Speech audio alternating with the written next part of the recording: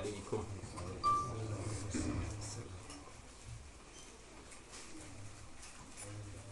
أعوذ بالله من الشيطان الرجيم. بسم الله الرحمن الرحيم. الحمد لله رب العالمين الرحمن الرحيم مالك يوم الدين. إياك نعبد وإياك نستعين. اهدنا الصراط المستقيم صراط الذين أنعمت عليهم غير المغضوب عليهم ولا الضالين. آمين. اللهم صل على سيدنا محمد الفاتح لما أغلق والخاتم لما سبق ناصر الحق بالحق والهادي إلى صراطك المستقيم وعلى آله حق قدره ومقداره العظيم.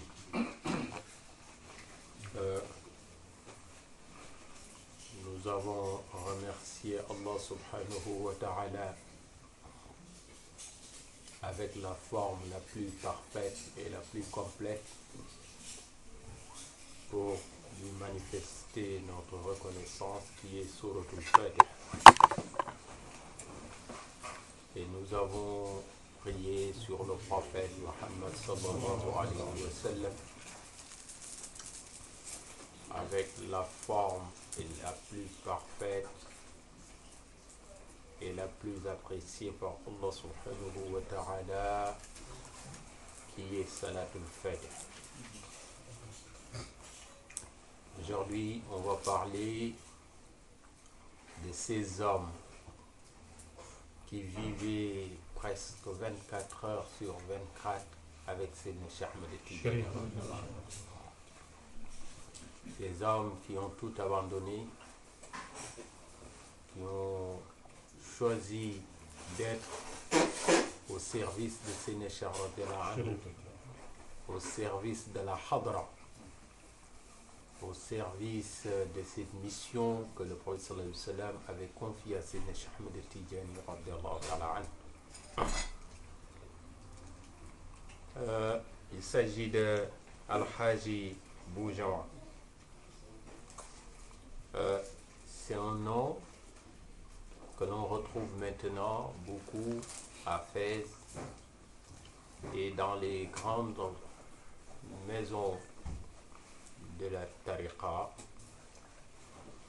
C'est un nom que portait un parmi les hommes qui étaient là et qui travaillaient au service de la Hadra de Sayyidina Cheikh radiyallahu anhu.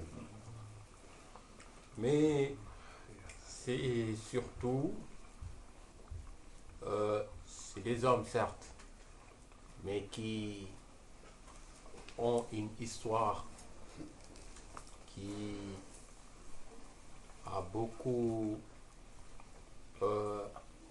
édifié des hommes, parce que c'était un noir. Au début, c'était un esclave, Al-Haji Boujawa. Mais Sayyidina Cheikh radiyallahu anhu, il avait un système, une façon bien à lui pour éradiquer ce système d'esclavage. Certes, le Coran, quand il est arrivé dans la société mécoise, il y avait l'esclavage. Et le Coran avait institué un système qui faisait que pour certaines fautes, pour les réparer, il fallait libérer un esclave. Et pour pas mal de points dans la religion qui insistaient ou qui incitaient à libérer des esclaves. Mais Sayyidina Cheikh radiyallahu anhu, il ne se limitait pas à ces formes de libération liées à la jurisprudence, au fiqh. Et qu'est-ce qu'il faisait? Dès qu'il avait un peu de moyens, il achetait beaucoup d'esclaves et il les libérait d'un seul coup.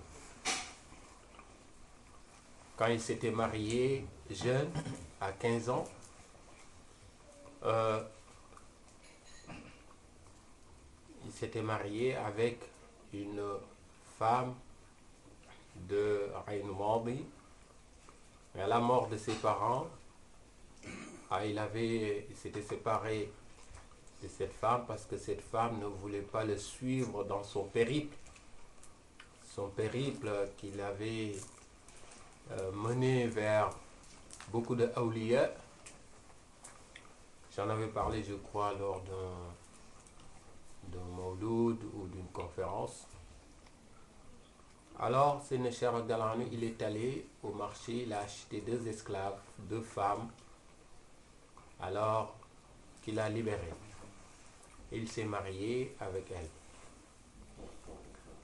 Mubaraka et Mabrouka, qui ont eu 2 enfants, Mohamedul Kabir et Mohamedul Habib, radhiyallahu anhum. Mais au-delà de ça, donc il s'est marié de cette façon, donc pour montrer aux gens que ce qu'a dit Allah subhanahu wa ta'ala, que celui qui est le plus noble, c'est celui qui craint le plus Allah subhanahu wa ta'ala. Inna akramakum 'inda Allahi atqakum. Il a en même temps montré que cette tariqa, c'est une tariqa qui dépasse les frontières de statut social, les frontières de race, les frontières de frontières physiques même, les frontières géographiques, si je peux m'exprimer de cette façon. Il avait autour de lui aussi des hommes qui étaient à son service, non pas parce qu'ils sont ou qu'ils étaient des esclaves, mais parce qu'ils voulaient vivre la haqiqatul muhammadiyya. Et parmi ceux-là, il y avait Al-Hajj Boujama. Donc, mais pour ceux qui se rendent souvent à Fès, pour faire ziyara à la Zawiya là-bas, il y a quelqu'un qui s'appelle Boujama. Donc, c'est un nom qui revient et qui revient toujours. Alors, il faisait partie des proches. وَمِنْهُمْ الْمَاجِدْ الْفَاضِلْ الْمُرْتَضَى النَّاسِكْ الذَّاكِرْ الْحَامِدْ الشَّاكِرْ الْبَرَكَةُ الْخَيْرِ سيدي الحاج بوجمع وصف سيدنا رضي الله تعالى عنه. Donc, il était toujours avec Sayyidina Cheikh Ahmed Tidjani radhiyallahu anhu. Et aujourd'hui, on ne va pas faire un long discours. On va juste parler de quelque chose que Allah subhanahu wa ta'ala lui avait donné. Pour vous dire que dans cette tariqa, c'est un océan. Un océan dans lequel on peut trouver des trésors et des trésors et des trésors. Alors lui, il avait l'habitude, tous les jours avant de dormir, de réciter 7 fois Jawharatul Kamal, parce qu'il aimait voir le prophète sallallahu alayhi wa sallam dans le rêve. Certes, me dira-t-on que tout le monde aime voir le prophète sallallahu alayhi wa sallam. Mais c'était sa préoccupation. Tout le temps avant de dormir, il dort avec wudu, les ablutions, et avant de dormir, il récite 7 fois Jawharatul Kamal. Parce que comme vous le savez, parmi les caractéristiques de Jawharatul Kamal, celui qui récite Jawharatul Kamal avant de dormir 7 fois, en ayant les ablutions, alors s'il veut voir le prophète sallallahu alayhi wa sallam, il va le voir. Peut-être pas au premier coup, peut-être pas au deuxième coup, mais s'il insiste, il va voir le prophète sallallahu alayhi wa sallam. Alors lui, finalement, il avait l'habitude de voir le prophète sallallahu alayhi wa sallam. Il l'a vu plus d'une fois. Et à chaque fois, le prophète sallallahu alayhi wa sallam lui disait que Ana Muhammad ibn Abdullah. Parce que souvent, il y en a qui voient dans le rêve quelqu'un, ils disent que c'est le prophète sallallahu alayhi wa sallam. Mais lui, quand il voyait le prophète sallallahu alayhi wa sallam, c'est le prophète sallallahu alayhi wa sallam lui-même qui lui confirmait que c'était moi. Ana Muhammad ibn Abdullah. Donc, il n'y avait pas de doute. ana Muhammad yaqulu lahu ana Muhammad ibnu Abdullahi Rasulullahi sallallahu alayhi wa sallam. Ah, il n'y a pas plus précis que ça. Alors, mais une fois, il l'a vu. Il était dans une assemblée et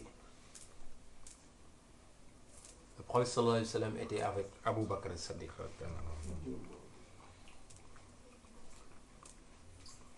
Alors il dit falamma ra'aytuhu sallallahu alayhi wa sallam, dès que j'ai vu le prophète sallallahu alayhi wa sallam, ramaytu nafsi alayhi, alors je courais vers lui.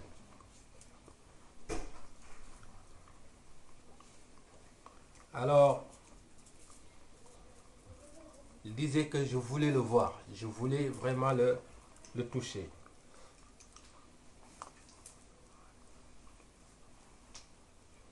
Parce que non seulement je voulais le toucher, mais disait qu'il voulait voir le sceau de la prophétie.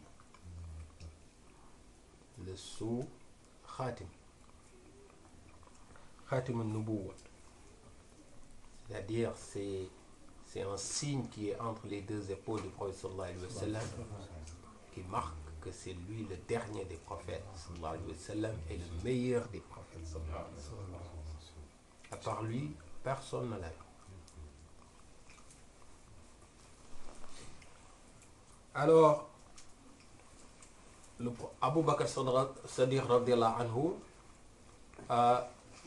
voulait protéger le prophète sallallahu alayhi wa sallam parce que quand même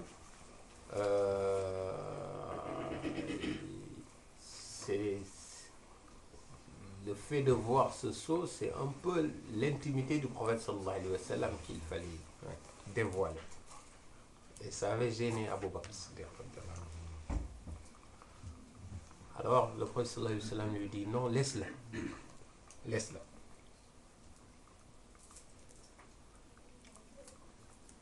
Et Abu Bakr Siddiq radiyallahu anhu me laisse.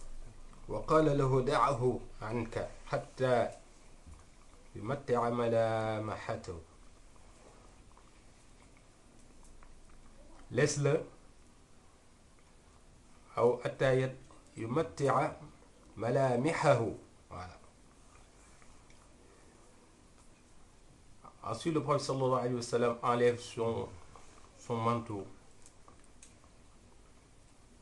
وقال لي انظر. Il me dit regarde.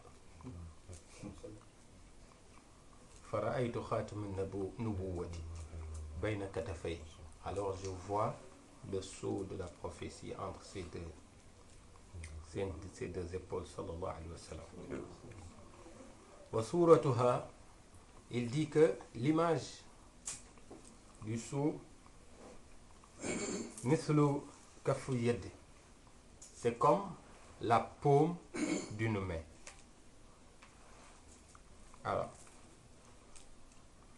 wal asabi'u ila al asfal, et comme les doigts allaient vers le bas.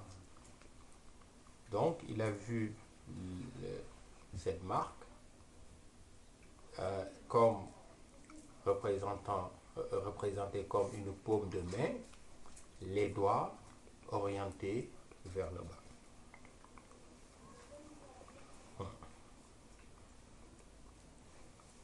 Alors il disait même que même la bague que portait le prophète sallallahu alayhi wa sallam était matérialisée sur l'image de la paume. Et alors il s'est mis à embrasser l'image, embrasser le prophète sallallahu alayhi wa sallam jusqu'à ce que il sente en lui une joie qu'il ne pouvait pas décrire. Donc pour vous dire que c'est pas tout le monde qui a la chance de voir ça. On sait même que dans la sunna il y avait un compagnon qui voulait voir cette image. Finalement il l'a vue. c'est une histoire un peu longue, le temps ne nous le permettra pas.